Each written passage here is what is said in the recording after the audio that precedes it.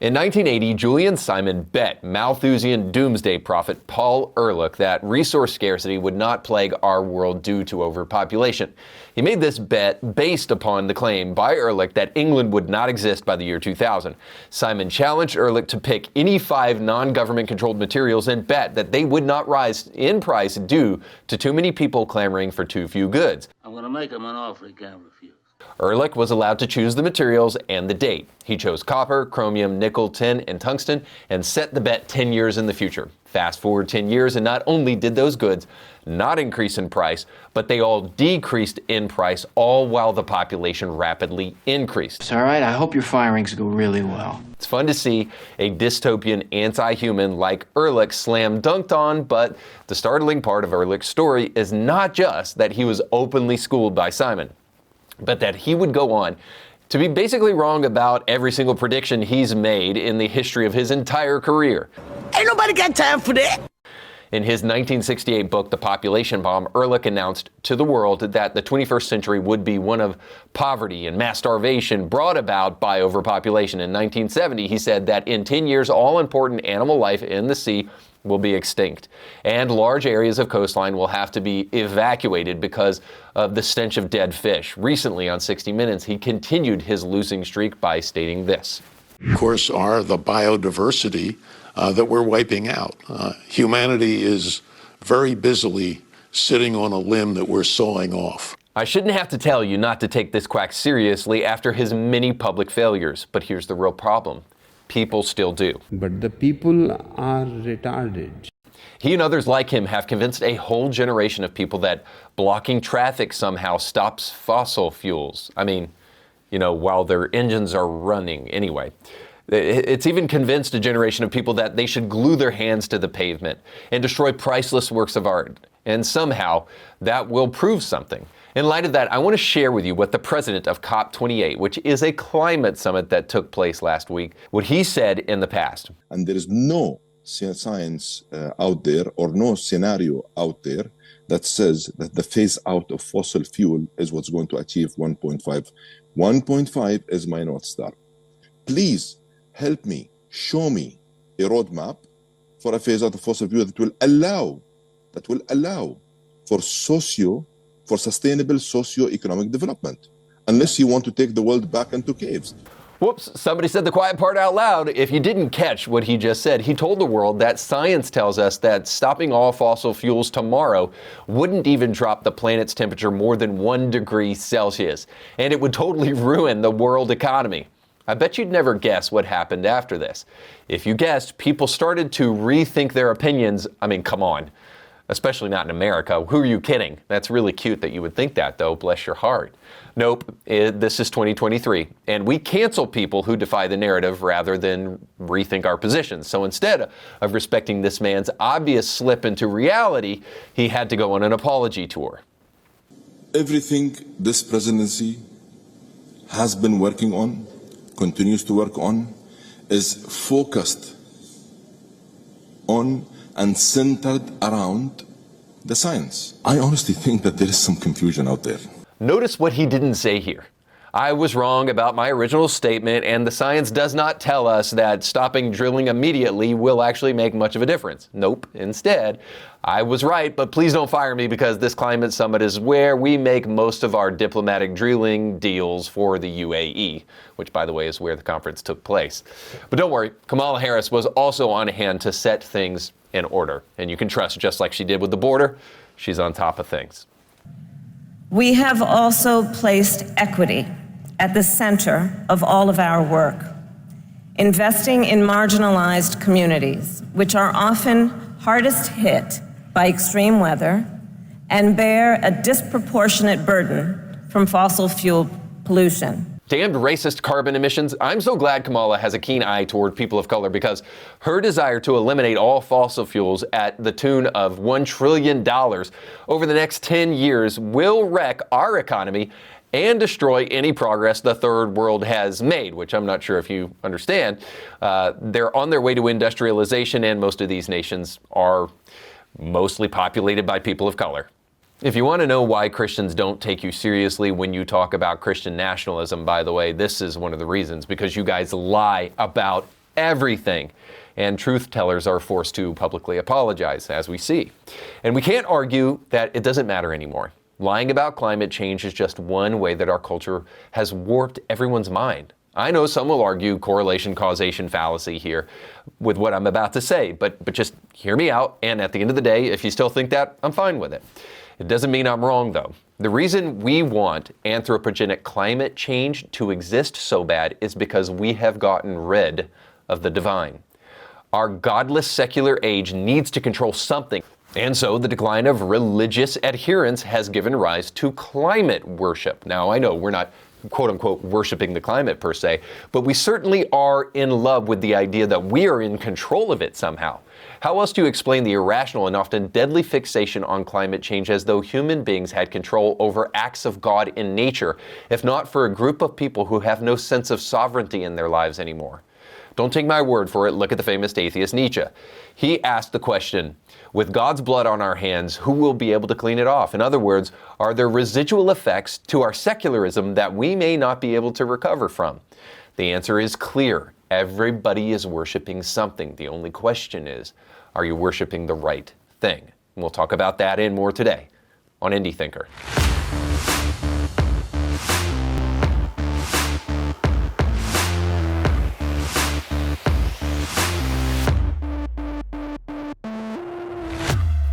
Welcome to the show. Don't forget to like, share, and subscribe. And if this show has been beneficial to you in the past, please write a review on Apple, Spotify, or wherever you may be listening to this podcast.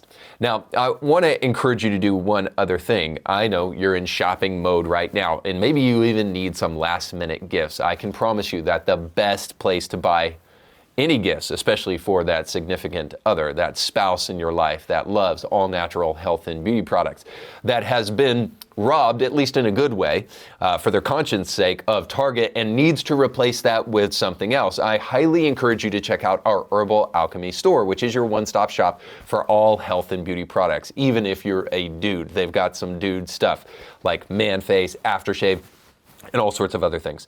I highly encourage you to even check out Arise, which is an all-natural energy supplement that will help you kick coffee out of your kitchen if you're interested in doing that. Suffice to say, we've got tons of stuff for your last-minute Christmas gifting ideas. So in order to go to our store, you need to go to the link that's on the screen or the description of this podcast where you can find our Herbal Alchemy store. When you do that, not only are you supporting a great Christian company, but some of the proceeds from your purchase today will go back to benefit us here at Indie Thinker. So if you're thinking about last-minute gift ideas and you don't want to sell your soul in the process, then you need to check out our Herbal Alchemy store. Well, Christmas is right around the corner and the war on Christmas is at full pace. But oddly enough, not only are there people out there who are fighting Christmas and calling it neo-colonial, but there's also people who are fully embracing Christmas, but just in the weirdest way possible by trying to paganize it a little bit just to make themselves feel a little bit more festive during the holiday season. And just recently, a Forbes article came out with some reasons to have hope for the holidays. And because I'm such a kind person, I want to share those reasons to have hope with each and every one of you now. Quote, the Paris Agreement is a global effort to reset our carbon emissions. Unless you are living under a rock or in a haze of ideological misinformation, Christmas is about Jesus. Nope, I'm sorry. Sorry, I misread that. Unless you're living under a rock, it is clear that increasing greenhouse gas emissions are changing our climate system. Such changes are impacting weather, sea level, agricultural productivity, national security, water supply, public health, infrastructure, reliance, and more, and basically everything else that I could put on a list. You'll have to forgive some of my ad-libbing here. As part of the Paris Agreement, a global stock take was created to calculate how much progress countries are making in cutting greenhouse emissions and standing up financial mechanisms to support adaptation or resiliency. Okay, most of that was so boring that I had to try to spice it up a little bit with my own little commentary. But suffice to say, I'm going to synthesize the reasons to have hope this Christmas based upon this Forbes article. It is as follows. You are supposed to have hope this Christmas because of the Paris Agreement, the release of the U.S. National Climate Assessment, renewable energy usage is increasing, and because young people are leading summits about the climate. Now, I know what you're thinking. This guy is an absolute nerd or totally out of touch with what the word hope means, and probably both. Forgive me if I don't rejoice alongside of him that Greta Thunberg is leading the charge and that we have assessment tools to talk about anthropogenic global warming. So, by the way, let's also talk about the repercussions of some of this supposed hope. In 2021, Google searches for climate anxiety soared by 565%. That's an interesting statistic. As depression, anxiety, and suicidal ideation increases, let me please offer some real hope and help to you during this holiday season, beyond the fact that Jesus was born, which is the main place where you can find it. But let me take you to a blast of the past that will try to help alleviate some of the anxiety around the climate. You'll remember back in the 90s, if you were around then, something that we hear little about today. When Al Gore wasn't feverishly inventing the internet for all of us to enjoy, he was creating documentaries about a subject. And that subject, again, is something that was well placed for that big-haired 90s phase, but is not around very long. And it is this idea that global warming is happening because some of those big-haired women keep on obnoxiously, putting hairspray in their hair, and they are puncturing holes in the ozone layer, and eventually all those holes are going to heat up the globe, and we will all die. Fast forwarding a little bit, Dr. James Hansen agreed with that assessment, head of the Goddard Institute for Space Studies, advisor to Al Gore, and guru of global warming theory. He said this, that President-elect Obama had only about 4 years to save the world from imminent peril due to ice melt and expected sea level rise. Now, I looked at my watch, and I consulted math wizards, and I found out that none of that happened, like at all. But something else happened also, the great threat of anthropogenic global warming, which we don't hear about very often. Something else took its place, something that's rather vague and hard to define, something called climate change. In the present, no one even utters the words global warming, and instead everywhere we say climate change. Why is that? Well, it's probably because in 2009, the Climatic Research Unit, or the CRU, at Anglia University revealed leaked emails that the most influential scientists behind global warming theory were trying to manipulate data about global temperatures in order to make their predictions stand. Now everywhere, global warming has given way to the much more banal and abstract climate change. So what happened to anthropogenic global warming? In a word, nothing, because it never really existed. Is there global warming? Yes, and global cooling, just like there always has been. CO2 has been rising, but there hasn't been significant warming since 1995. And temps have not increased at all since 1998. In fact, in 2007, we had the coldest global temperature in a decade. So here's the point. The people believing in fairy tales were never Christians. It was those with an agenda rather than truth. And they're doing the best they can now to try to provide some sense of hope to a generation of people that they've absolutely lied to. Now, you might think to yourself that the best way to do that is to grab a hold of an existential anchor, something for the soul, maybe something like religion, but no, of course. The experts, the scientists who never lie about anything, they cannot force themselves to actually admit that Christianity in particular, especially around the holiday season, may be a benefit to people. Rather, they have to try to fabricate some really ridiculous things to provide hope for people during the holiday season because they know that their ideas are basically injuring people. Now, let me just say one final thing about all of this, because I think the biggest issue with anthropogenic global warming and climate change and all of the conversation that we're having about it right now, simply, I think this is a substitute for religion in this way. I think the vast majority of people need something to believe in. And if they have God out of the picture, well, then they have to believe in themselves. And they have to believe that they somehow can control what's happening right in front of them, even if they can't.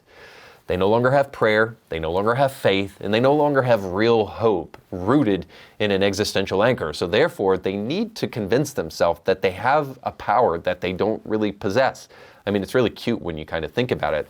All of these people want to put on their little orange vests and pretend that they're Superman when they glue themselves to the street. But actually, they're deeply deluded as to what's really going on all around them. They've been lied to. And only the truth will make them free. But in order to realize that, they've actually got to go to the guy who actually said that, which I don't have much hope in unless something deeply changes with our society. Now, I want to go on to our next story, which kind of addresses that idea of where we get our hope in and how many people have turned away from religion because of things that they see in the Bible. Now, typically I would save something like this for our final segment, Bible Study with Democrats, but I promised that I would do this and I have something else I want to save to the end. So I do want to take a moment to go through one of the most controversial passages of Scripture. And this was highlighted in the debate that took place between cosmic skeptic Alex O'Connor and Ben Shapiro in their debate. I would say in the one place where Ben Shapiro kind of had the better taken of him, or however you would say that. But whenever Alex Connor got the better of him was in the conversation of slavery. And Alex brought up this verse of Scripture from Numbers 31. And I want to share it with you now so that you can kind of get the context for it. So check it out. That maybe eventually we should be moving towards the abolition of the idea of owning human beings as private property. He just has to hinted at it, but yes. I still think it's the case that he would not permit a flat immorality, and I think you would agree with that too. And so when I open the Old Testament or the Hebrew Bible, and when I look at the texts saying that when Numbers 31 has Moses instruct the slaughter of the Midianites, saying kill all the men, and this time the women get killed too, but not the women who haven't slept with a man. And why might that be? And it says that, keep them for yourselves. And I hear all the time that this is some kind of liberalizing process. Maybe it's because, these people wouldn't survive on their own. It's some kind of protective measure to make sure that you're looking after them. If that's the case, then why does it only apply to the virgins? That seems a little bit suspect to me. Now, next to the climate activists that are doomsdayers on par with kind of the radio preacher who has predicted 50 different times that the world is going to end and then it hasn't, and then still has a career somehow and is selling books after all that. On par with how much I love that is I love people who quote the Bible when they're a skeptic, because you can almost always rest assured that when they do so, they're going to radically pull the Bible out of context. So all I can tell you here is that that is exactly what Alex O'Connor has done. So bear with me for a moment as I share with you Numbers 31 and what it actually says. So it starts off like this. The Lord said to Moses, "Take vengeance on the Midianites for the Israelites. After that you will be gathered to your people." So in other words, the Lord is calling for battle. Now, on the show before, I've argued, and I'm not really going to take the time to do it today, but I'm going to argue for just warfare, at least enough to just tell you that I don't think there's even an honest skeptic on the planet that would tell you war is never necessary in this fallen world in which we live in. I think everybody would, for the most part, agree that there is a time and a place for war. Hopefully you would agree to a degree with the fact that World War II needed to be fought because Hitler needed to be stopped. And so war has a place. The question is, by what moral basis can we judge whether or not a war is just or not? And this is where the skeptic has a real problem, because they've totally stripped themselves of any kind of moral framework that comes from any rational basis. They say human flourishing, but at the end of the day, that doesn't really even mean anything. They never really truly define what they mean by human flourishing, or what justification would really merit what human flourishing looks like. And how do you not argue for the annihilation of people with genetic defects if you're really after human flourishing? After all, that's not really that flourishing for people if you have defects and if you have handicaps. So all I'm saying is that there's an argument for some pretty horrific things if you don't have a moral basis to undergird the ideas that you have. And so people would argue the same thing about religion. They would say religion is the place where all these wars happen, and blah, blah, blah, blah. So I'm just saying that you don't need religion for war. And in this case, in Numbers 31, it may not be what you think it is in terms of God calling for war. Is God really a genocidal maniac, or is there something more at play? So I want to continue to read and go on to verse 14 when the Israelites come back from battle. It says this: Moses was angry with the officers of the army, the commanders of the thousands and commanders of hundreds. Why was he angry for them after they returned from battle? Well, this is why. Have you allowed all the women to live? He asked them. They were the ones who followed Balaam's advice and enticed the Israelites to be unfaithful to the Lord in the Peor incident, so that a plague struck the Lord's people. Now kill all the boys and kill every woman who has slept with a man, but save for yourself every girl who has never slept with a man. So let me give you the appropriate context there. Essentially, Alex charges God with killing all the women except for the virgins, because of course you want to keep those prime virgins for yourself. And it's pretty convenient of these people to kill all these women and all these children and only leave for themselves the virgins so they can rape them. So God, in this passage of scripture, according to Alex, is not only encouraging warfare, bloodlust, the death of women, but also the rape of virgins and and infanticide, because he's killing all the children.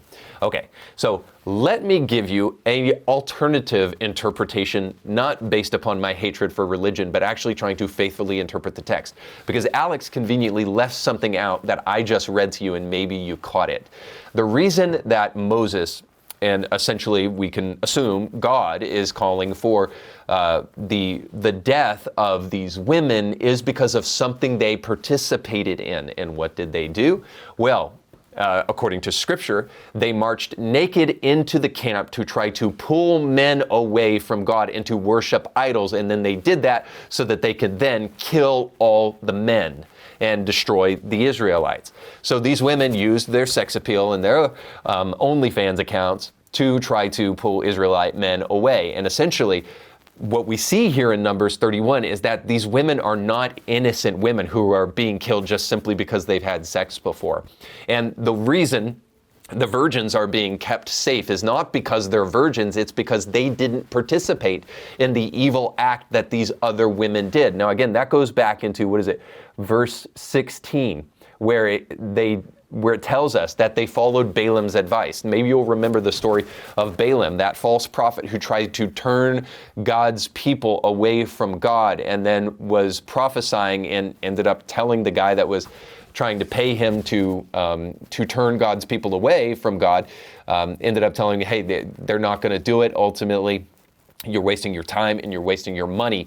And then the king insisted, and of course this is Balak. He insisted, and then he paid Balaam to come up with the idea of trying to get these women to go in and use their nakedness to try to entice these men. Essentially, these women are not innocent, suffice to say, and the virgins are. So God is actually being just here by saying, keep the virgins safe and don't kill them, don't hold them chargeable for the things that other people did. Now, I find this interesting, even though this may not be satisfying to some people because there's still death at the end of this thing. What I find interesting, though, is not only the ability to fully take things out of context, but also the inability to be able to use nuance here to tell that God is not indistinguishably killing people.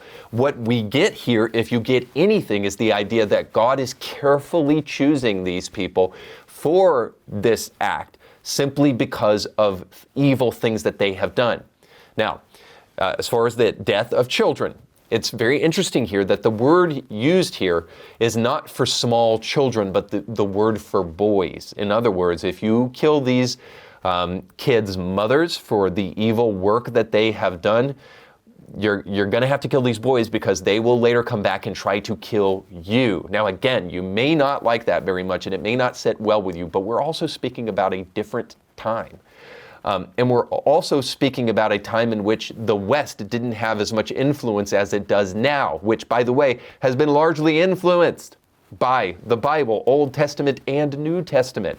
And so now we're living in a much more civilized age where this kind of stuff doesn't really happen, where people aren't, revenge killing and bringing hordes of warriors into cities to try to kill whole people groups. Thankfully, by and large, that's not something that happens much anymore. Now, certainly, we're still kind of taking babies to pagan altars to sacrifice them as they did in the Old Testament, but there are some things that have improved because of Christianity's influence, especially in the West. And so ultimately, all I'm saying is that if you put yourself within the context of Scripture, you can clearly see that what God is doing here is not indiscriminate killing, but simply charging people, making them accountable for something that they have done. Now, the second part beyond the context is just this, is that if you want to talk about slavery and you want to talk about maybe even taking these virgin women who ultimately probably would have just suffered and died of starvation if it weren't for the Israelites taking them into their camp, I think it's important for us to also talk about the ultimate overarching claim of kind of slavery here, whether or not these virgins were slaves or willful participants marrying the men that eventually they married. We don't know. But we hear very often, regardless, that slavery is all in the Bible, and it's because the Bible is a neocolonial, patriarchal, and white somehow, even though these people were Jewish, at least will be Jewish once the Israelites are destroyed. Sorry, Mormons, and then the Jews are left. Suffice to say, we're told all these things about the Bible, and we're told that the Bible endorses slavery. It talks about slavery. I mean, even in the New Testament, it talks about being a good servant. Haven't you ever read the book of Philemon and all of that stuff? Okay, so please just let me justify that real quick with just some simple facts from history. The kind of indentured servitude we see in the Bible is not the kind of chattel slavery we see in the transatlantic slave trade. Yes, Christians in the transatlantic slave trade had slaves because they are people at the end of the day and flawed. They didn't have slaves because the Bible justified slavery, the kind of quote-unquote slavery that we see in the Old Testament and even in the New, has more to do with indentured servitude. And if you really want to know what indentured servitude is, I would highly encourage you to check it out for yourself. But I can tell you this, essentially indentured servitude is a way more humanitarian means of welfare than the way that we put people on welfare today. So the way slavery worked in the past, in the Bible, and the kind of slavery that the Bible endorses, again, is a kind of indentured servitude that says, hey, if you need a job, maybe perhaps you need to take out a debt and you can't pay that debt back. The way that you can pay it back is you can go serve for the person who you borrowed the money from. Maybe you're not able to produce the kind of revenue, but you need the money to survive. Well, what we will do then to try to help you pay off that debt is you can come and you can work that debt off. Essentially, what's being done in indentured servitude is giving people work rather than just giving them handouts. I would argue that the welfare system of the present very often is dehumanizing, and it doesn't give people a hand up, it just gives people handouts. It doesn't really help them truly develop a skill or a trade or get a job so that they can create wealth on their own and then produce more of it. What it does is it makes them dependent upon the government. See, God didn't want to do that. And so indentured servitude was used as a means by trying to help people get to the place where they can create their own wealth. And then this is even mentioned by Alex O'Connor in one of his arguments. Apparently he just doesn't know the Bible well enough as a skeptic to really be able to interpret it well. But he talks about the year of Jubilee, when slaves would be let go totally scot-free. So after 7 years of being a slave, you could, even if your debt wasn't fully paid for, you could be totally let free. And that's something that God declared in the Bible. Now, Alex's comments is just simply, well, why put people in slavery in the first place? Yes, he's letting them go and he's ending that slavery. But why even make them slaves in the first place? Well, because he's actually not making them a slave in the sense that you think he's making them a slave. God is encouraging a kind of humanized version of welfare that if we looked at in the present, it might be actually beneficial to us and might be beneficial to the people who actually need the help. I say all that to say this simply, that you may not agree with my interpretation, but what you can't agree to is developing your own facts about portions of Scripture that you don't have enough wisdom to actually interpret the way it was intended to be interpreted. And I just wish atheists had enough humility to admit when they don't know something. But then again, if they did, they may not be atheists. They may quickly become theists. All right, let's jump into our final segment, Bible Study with Democrats. Oh, God of pronouns. On the show and in this segment, we've been tracking a rapid rise in progressive Christians as these charlatans hold glitter masses. And let us confess our faith today in the words of the Sparkle Creed. I believe in the non-binary God, whose pronouns are plural. Beyonce masses. I'm gonna make it, I will survive, keep on surviving. Y'all, I'm out of breath because we sang Beyonce in church. And other pagan celebrations of the self. If you want to know the real problem with progressive Christianity, it is that there's nothing Christian about it. You could call yourself a million different things, but just don't call yourself Christian. Progressives hold to a postmodern view of reality and don't follow the law of non-contradiction. Therefore, they're constantly making fools of themselves as they try to hold to biblical ideas while also holding to very liberal postmodern ideas. They throw out anything in the Bible they don't like and by all means bend over backwards, sometimes literally, to make room for homosexual Christianity. In other words, if you can be out of step with the Bible, historic Christianity, and logic, you'll fit right in with progressive Christians and progressive churches. Perhaps the most egregious thing with these people just doing their thing is that they, like all bullies, prey upon the ignorance of other well-meaning people, authentic Christians who just don't know enough about progressives to call them on their crap. Those who fall quickly for the Jesus was all about love and don't push back because they're usually met with definitions like love is love and a woman is a person who feels like a woman, they lose interest quickly and walk away from the kind of progressive Christians peddling their nonsense and don't really dig down deep enough to realize how ridiculous it is. But that kind of incoherence and redefinition of basic words and meanings is kind of par for the course for progressives, and they're probably after trying to disorient people. And that certainly seems to be what they're doing in a new documentary on Christian nationalism. Rob Reiner, no progressive Christian, but one who utilizes the useful idiots of the progressive movement, just created a new documentary called God and Country, The Rise of Christian Nationalism. Here's the trailer. America and Christianity are like baseball and apple pie, and we celebrate them together. I was 16, 17 years old when I became a Christian. I'm an evangelical minister. I've been a Christian my whole life. I'm a Christian nationalist. I have nothing to be ashamed of because that's what most Americans are.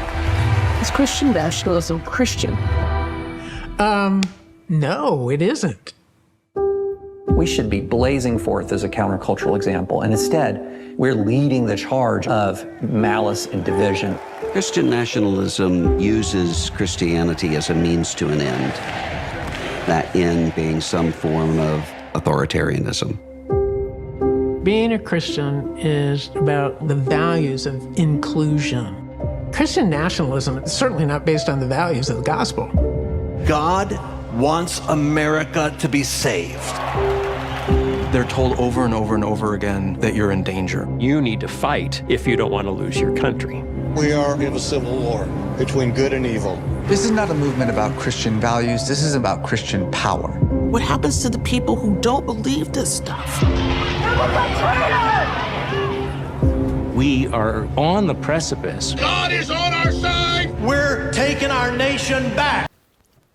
Maybe, if you're watching this, maybe you recognized the face of, or listening, the voice of Phil Vischer there. Now, if this work is anything like his past work, this documentary should be utterly hilarious. And I would be laughing if it weren't so ridiculous. There's a couple of problems with the continuing rise in claims to Christian nationalism being a problem in America, and I want to point out some of them for you now. And if you end up watching this film, I want to encourage you to be looking for them. And the first problem is this, is that the left and liberals rarely define what they mean by Christian nationalism. Now, I will try to do it for you here, since I will not get any help from them. But based upon their claims, I think they mean one of two things. On the extreme, they mean a group of people who want to develop a theocratic nation that makes room only for Christians, and we're going to, mass deport everybody who refuses to be a Christian in the country, and so only Christians will be allowed in America. Now, of course, the number of people who actually believe that are sum total of zero, basically, in America. But they probably more generally just believe something like this, that Christians think, or Christian nationalists anyway, think that their ideas and their morals should shape this nation. And this is a secular nation, and we shouldn't allow Christians to influence this country because of separation of church and state and all of that. Well, here's a major problem. within thinking that we are a secular nation that avoids religious ideas at all costs. First of all, not only is that historically illiterate, because that was not true from the beginning of our founding, but also it doesn't really justify why we should allow secularists and secular humanists to have their way with the nation. Why should their version of the nation shape America? Now, please don't argue that secularists don't have their own version of reality and their own version of morality that they want to use to try to shape this nation. They're the only impartial ones, and Christians just aren't. Forgive me for not believing total nonsense. It is true that we all have a bias. We all have an axe to grind, if you want to say. We all have a desire for this nation. That's why this nation really wasn't a secular nation to begin with. It was a pluralistic nation where the best ideas should win. So the idea of eliminating Christianity from the public square is nothing more than a secular agenda to try to shape this nation in their image. And I don't see why we should allow those people to shape this nation according to their image while we are told that we can't shape it according to ours. Now, the second thing is this, is that they also, when they finally do get down to defining what they mean by Christian nationalism, whether it is deporting people who aren't Christians or shaping this nation according to Christian principles, which obviously it was done to begin with, the reason they don't really get down to really defining that is because when they do, they'll find that in either of the two cases, it largely doesn't exist. The vast majority of Christians have enjoyed the fact that they make up the majority and therefore are basically oblivious to what's going on in the nation around them. I have to spend hours of my show each week trying to convince Christians to engage in the culture war so that they will actually take the future of our nation very seriously as a tool that can help people come to know God, but also more importantly, as a tool that can help the livelihood and the well-being of people, which as Christians I would think we would care about. So needless to say, by and large, what the left believes Christian nationalism does not exist. And now I will do one step further for those people who want to argue about whether or not Christian nationalism is a threat, and I'll actually provide some evidence for you that they never care to do. And I'll show you a Pew Research poll that looked at a group of people and asked them the following questions. First and foremost, they asked, is America a Christian nation? Now, 60% of people said that it was. That's the majority of the people polled. 60% said that America was originally a Christian nation. And then they asked, should America continue to be a Christian nation still? And 51%, so a slimmer majority, but a majority nonetheless, said that America was and America is still a Christian nation and should remain a Christian nation. Now, what does that mean? Does that mean mass deportations? Does that mean making sure that everybody thinks just like Christians? Well, let's hear what these people had to say according to this poll. Now, 83% said judges should not bring their own biases into major cases. 77% said churches should not endorse a candidate, and 67% said churches should stay out of political matters altogether. So by and large, the majority of people polled here said America is a Christian nation and it should remain a Christian nation. And then they went on to say, but that does not mean that we are influencing who the candidates are or who Supreme Court justices are simply from a Christian perspective. So even they didn't want that to happen. Now, I will argue the opposite again, that I think that Christians should be allowed on the Supreme Court. And I think the most qualified people should be there regardless of if they're Christians or not. I think churches should be willing to not necessarily endorse a particular candidate, but that simply comes from the fact that the vast majority of our candidates just really don't really live up to the kind of scrutiny that the church should have for a candidate. But I think we should be speaking about candidates in the church and those people who are running for political office. And we should be warning churches against people who hold basically non-Christian views, such as the murder of babies, which should be a pretty non-controversial thing, but because of how secular our nation is, of course it isn't. Now, I could go on and just say, simply put, regardless of my interpretation of things or not, the poll here suggests that the vast majority of people don't want anything like what these people claim Christian nationalists want. So here's, I think, really what is at stake at the end of the day. The left wants to influence culture with their religion, which is the religion of secular humanism. And we are not a secular culture and have never been. We are a culture that makes room for secular people, but the separation of church and state does not mean that religious ideas have no place in the public square or in the political realm. So I hope it doesn't take too much justification, but as I've said before, there is religious ideas in the public square and in political circles. They just happen to be non-Christian. So the fact that you're isolating Christianity as one of those ideas that should not be allowed in the public square means that just frankly, you're a bigot. And the point of all of this, and maybe the biggest point that I want to try to leave you with is this, is that all this leads to the conclusion that these individuals, because Christian nationalism, at least in the sense that they think it exists, doesn't exist. It means that they're really after something different. Now, I can't speak for Rob Reiner because I just think he's a loony leftist. But what about those supposed Christians, those progressive Christians that are on this documentary who want to do their best to try to undermine Christians who actually believe that they should make the world a better place and Christianity is the best way to do that? Those Christians like Phil Vischer, what are they really after at the end of the day? Well, I think they're after two things. One, they're after envy because they have not changed the world by and large and made a real difference. And Christians right now who are fighting the culture war, who are protecting babies from abortion and who are protecting small children from gender clinics and supposed gender-affirming care, which is really mutilating care, those Christians are actually really deeply effective in ways that Christians in the past just absolutely were not. And I think that those who are decrying Christian nationalism are really just envious of the difference that real Christians are making that they were never able to make. And then the other thing that I think they're after is, and I think this probably will get wide agreement, is they're after relevance. They love the adulation that the left gives them every time they agree with them. This strange unity that these Christians find with people who basically hate Christianity and everything that it stands for should give them a sinking sense of unease, but it really doesn't because they love to be loved. They love the likes on social media and the relevance that comes to them when they take these positions that hate on churches and Christians who actually take their faith seriously. Because they're really after themselves at the end of the day and not after the truth. They're after being celebrated rather than after actually making a difference. Guys like Phil Vischer will sell their soul for likes and views and sell the truth in the process.